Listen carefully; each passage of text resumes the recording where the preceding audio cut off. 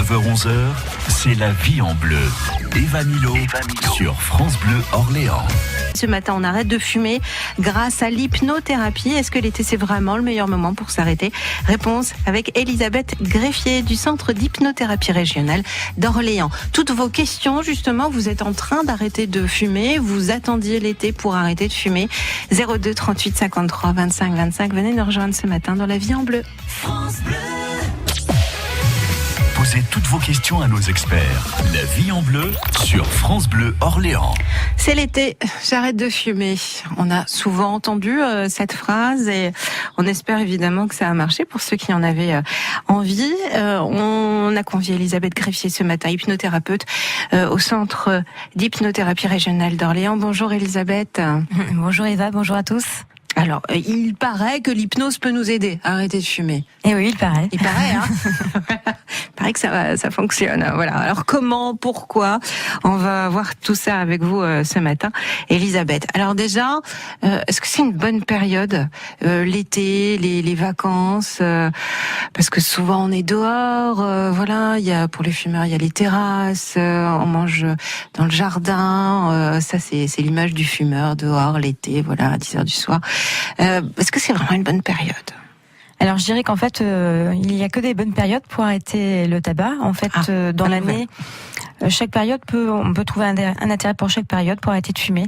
L'intérêt que je verrais à l'été, c'est que dans les mois d'été, on est dans un environnement un petit peu différent du reste de l'année, et donc ça permet de faire aussi un sas, de s'habituer dans un environnement particulier, avec un rythme de vie un peu plus lent, de manière à faire un sas pour la rentrée, où on sait pour beaucoup d'entre nous que c'est assez stressant, assez remuant. Donc, si on se dit voilà, j'arrête le jour de mes vacances. C'est pas se gâcher les vacances, c'est... Vous voyez ce que je veux dire? Alors l'idéal, quand on souhaite arrêter de fumer, c'est de décider au moment où on a vraiment envie. Ouais. En fait, c'est vraiment une question d'envie d'arrêter de fumer, et de se dire, au moment où on en a envie, de prendre une séance et de se dire, je vais à la séance et je sors du cabinet, je suis libérée du tabac. Je suis non-fumeur. Alors quand on le dit comme ça, on se dit on va tous y aller, et puis voilà, on sera débarrassé de cette très mauvaise habitude, cette addiction, même, parce que c'est une addiction, la cigarette. Comment ça se passe, une séance déjà d'hypnothérapie quand on vient pour l'arrêt du tabac? Alors la séance commence par des questions afin de fixer pour chaque personne son objectif. Et je dirais, par rapport au tabac, on pourrait croire qu'il n'y a qu'un seul objectif qui est toujours le même, et en fait non. Chaque personne a son objectif par rapport à sa vie quotidienne et à son environnement quotidien. Et ce qui est important avec la personne, au début, on pose quelques questions pour l'amener à se projeter dans son quotidien et voir les difficultés pour elle, pour cette personne-là, durant la journée, à quelle période elle pense que c'est la plus dure, ou dans son entourage. Et donc l'idée, c'est d'avoir ces éléments-là, bien fixer l'objectif, la volonté de la personne, aussi de rassurer en expliquant le déroulé de la séance, parce que c'est une technique, on va dire, douce. Oui. Et puis c'est à nous, hypnothérapeutes, de s'adapter à chaque personne. On va voir dans un instant plus dans le détail comment se passe justement cette séance, comment l'hypnothérapie peut vous aider si vous avez envie d'arrêter de fumer. Est-ce qu'on peut le coupler à d'autres choses? Est-ce qu'il faut plusieurs séances? 02 38 53 25 25. Vous avez besoin de conseils ce matin, venez nous rejoindre dans la vie en bleu. On arrête de fumer parce que c'est l'été, ou parce que juste on a envie. 02 38 53 25 25. En tout cas, on est là pour vous aider. 9h-11h, c'est la vie en bleu sur France Bleu Orléans. Vous êtes fumeur, vous avez envie d'arrêter et on vous a dit « Mais pourquoi t'essayes pas l'hypnose ?» Ça, c'est une phrase qu'on entend souvent. « Mais si, moi je connais un tel qui est allé voir un hypnothérapeute, tu verras, ça a fonctionné. » Eh bien, Elisabeth Greffier nous explique ce matin, justement, du Centre d'hypnothérapie régionale d'Orléans, comment ça se passe quand on pousse la porte d'un cabinet d'hypnothérapie pour arrêter de fumer. Vous allez poser des questions, Elisabeth, à la personne qui vient vous voir pour savoir quel est son mode de fonctionnement avec la cigarette. C'est-à-dire, est-ce qu'on fume dès le matin, par exemple? On n'a pas posé un pied par terre qu'on a déjà une cigarette dans la bouche. Ou on fume pour faire des pauses, parce que sinon on ne sait pas faire de pause. Donc voilà, on fume parce qu'on boit du café, des boissons excitantes ou de l'alcool, des choses comme ça. Donc ça, c'est le questionnaire du début. Comme ça, vous savez à peu près l'habitude qu'a la personne avec la cigarette. Et ensuite, alors comment ça se passe? Quelle est la technique qui va faire que peut-être qu'en sortant, cette personne ne sera plus fumeur ou fumeuse?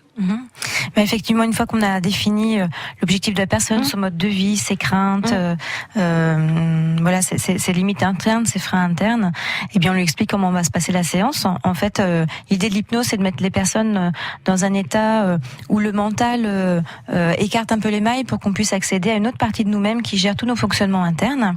Et l'idée de l'arrêt du tabac par l'hypnose, c'est de faire en sorte que l'envie, la dépendance psychologique, parce que la dépendance à la nicotine, elle est que de 72 heures a priori, voire peut-être plus pour certaines personnes, mais très peu. Elle disparaît assez rapidement. Elle disparaît très vite. Par contre, la dépendance psychologique, elle est vraiment là.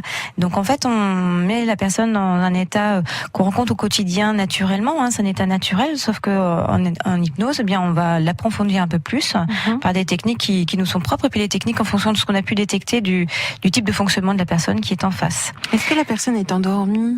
Alors la personne, la plupart du temps, n'est pas endormie. Enfin, en hypnose, la personne n'est pas vraiment endormie. Il y a toujours une partie de contrôle, de mental qui est là. Et puis, c'est à nous d'adapter. Si le mental est beaucoup là ou peu là, on adapte tout simplement la technique hypnotique, de manière à ce que l'envie de fumer qui pourrait se manifester, eh bien cette envie, elle soit dissoute ou remplacée. Par exemple, beaucoup de fumeurs, le tabac, c'est la cause numéro 1, la raison numéro 1 pour lesquelles les gens viennent consulter en hypnose. Et bien souvent, la question numéro 1, c'est oui, mais je vais compenser par la nourriture. Je vais grossir. Voilà. C'est-à-dire, je ne veux pas arrêter de fumer parce que je vais prendre 2 ou 3 kilos. C'est peut-être une question plus féminine d'ailleurs, non? Non, les hommes aussi, masculines aussi. Oui. Donc oui, j'ai pas envie de prendre 2, 3, 4, 5 kilos. Et en fait, l'hypnose va aussi aider à éliminer cette idée qu'il faut compenser. Voilà, tout à fait, parce que ça, c'est une croyance interne, mais qui est très répandue. Et en fait, si la personne reste dans cette croyance, elle va s'auto-suggérer de compenser. C'est ça. Et donc, nous, ce qui est important, c'est de détecter quelles sont aussi toutes les craintes de la personne, de manière à pouvoir agir sur les leviers internes, les fonctionnements internes, dans l'idée que l'arrêt du tabac va être quelque chose qui soit naturel, qui soit facile. Si on reste dans l'effort, eh bien, c'est comme quelqu'un qui essaie d'arrêter, ça va être beaucoup plus difficile.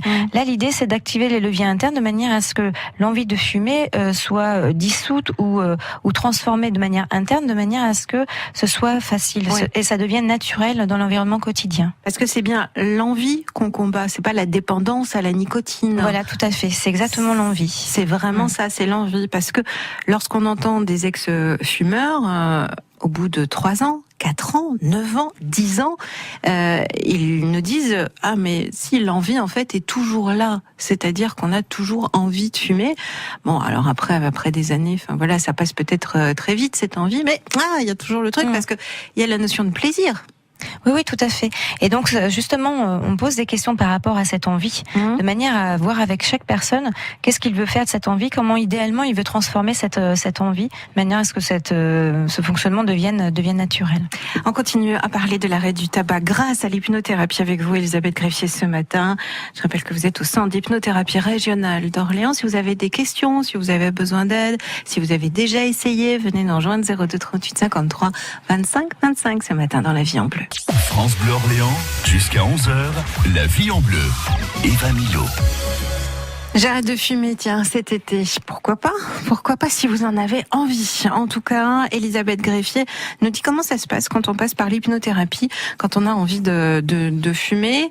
Alors, il y a un questionnaire, et puis après, vous allez effectivement poser des questions à la personne, la mettre en état, d'hypnose, pour aller rechercher là où se cache l'envie, en fait. C'est ça, c'est un peu ça, c'est un jeu de piste. Est-ce que une séance, ça suffit, ou est-ce qu'on peut envisager plusieurs séances? Mais je dirais que dans beaucoup de cas, une seule séance suffit. Nous, on le constate en cabinet. On n'a pas de statistiques très précises, mais c'est par les gens Vous voyez pas les personnes, qui nous font des retours. Elles ne reviennent pas. Souvent, elles ne reviennent pas forcément, mais nous envoient du monde. Et c'est bien par ce biais-là. C'est ça. Au fur et à mesure où les personnes arrivent, je suis envoyée par un tel qui a arrêté de fumer, etc. On a des personnes depuis très longtemps qui ont arrêté de fumer avec nous depuis plusieurs années et qui, dans la durée, on voit que c'est installé. Donc, parfois, une séance, ça suffit. Et parfois, il en faut 2, 3 ou 4. 2, 3 ou 4. C'est vrai que c'est assez rare qu'on aille au-delà de 4-5 séances pour l'arrêt du tabac, parce que bien souvent, nous, on se dit que si ça n'a pas fonctionné, c'est que c'est peut-être pas la bonne méthode, bonne méthode pour la personne, ou que la personne n'a pas forcément toujours très envie. En fait, ce qui est important, c'est que quand on parle d'envie, c'est que la personne vienne, elle vient pas pour faire plaisir à ses enfants ou à son conjoint. Non, elle vient parce qu'elle a envie. Et souvent, les gens confondent l'envie et la persévérance, la motivation, la volonté. Ça, l'histoire de volonté, des personnes nous disent oui, mais moi, il va y avoir un fumeur à côté de moi et je vais rechuter. Non, en fait, l'histoire de volonté, ça, c'est quelque chose. L'hypnothérapeute va agir là-dessus. Donc, c'est vraiment l'envie. J'ai envie d'arrêter. Qu'on se sente volontaire, persévérant ou pas, on peut arrêter de fumer, même si on a l'impression d'être facilement influençable. Oui, c'est ça. Je veux dire, non, mais la première sortie de voir, la première terrasse, je vais reprendre le travail pareil au mois de septembre, je vais aller faire une pause avec les collègues et je vais reprendre tout de suite. Donc ça on s'en occupe pas en fait. La seule question qu'on a à se poser pour pousser la porte d'un cabinet d'hypnothérapie, c'est est-ce que j'ai envie? Voilà, c'est ça. Parce que parfois on n'a pas envie. Parce que oui, parfois les personnes viennent, même si ça paraît évident et que, et qu'on sait que c'est pas bon pour la santé et qu'il faut arrêter ou que ça devient effectivement très très cher, on n'a pas envie. Ça arrive. Oui, tout à fait. Il faut vraiment sentir l'envie, c'est ça qui est important. Voilà, avec quelqu'un qui n'a pas envie, on ne pourra pas faire du bon travail. Vous ne pourrez pas vraiment aller chercher ce qui se cache derrière l'envie. Est-ce que ça dure tout le temps après, toute la vie, ou il faut refaire des révisions comme avec la voiture? C'est-à-dire qu'il faut revenir 3 ans après ou faire des rappels. Des personnes viennent et puis nous disent au bout de 2 ou 3 mois, là j'ai arrêté, mais je sens que quand même avec l'envie, il faudrait refaire un petit tour de clé. Faudrait remettre un petit peu une petite piqûre de rappel. Donc parfois on a besoin de 2-3 séances pour installer. Et puis parfois, il y a des cas où ça fonctionne pas, mais en grande majorité, on a des bons retours au bout d'une séance, 2 ou 3 séances. Alors, il y en a qui pourraient venir vous voir, qui ont vraiment envie d'arrêter de fumer, qui font la séance, et juste après la séance, qui se disent je vais tester, tiens, est-ce que ça marche vraiment? Qui se disent tiens, je vais en allumer une.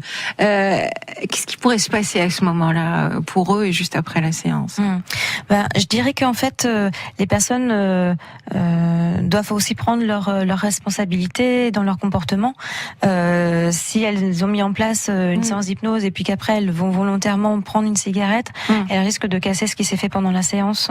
Donc l'idéal, c'est de vraiment être prudent, de ne pas reprendre. Même parfois certaines personnes qui ont arrêté de fumer depuis des années et c'est facile pour elles. Je dirais parfois il peut être tentant de dire tiens, je vais essayer, mais là c'est vrai qu'il faut rester vigilant. Par exemple, si je prends une image, quelqu'un qui s'est coupé vient mettre un pansement, une fois que la cicatrice est soignée, le pansement on va le retirer. Si la personne elle se coupe 5 ans après, ça peut être de la faute du pansement.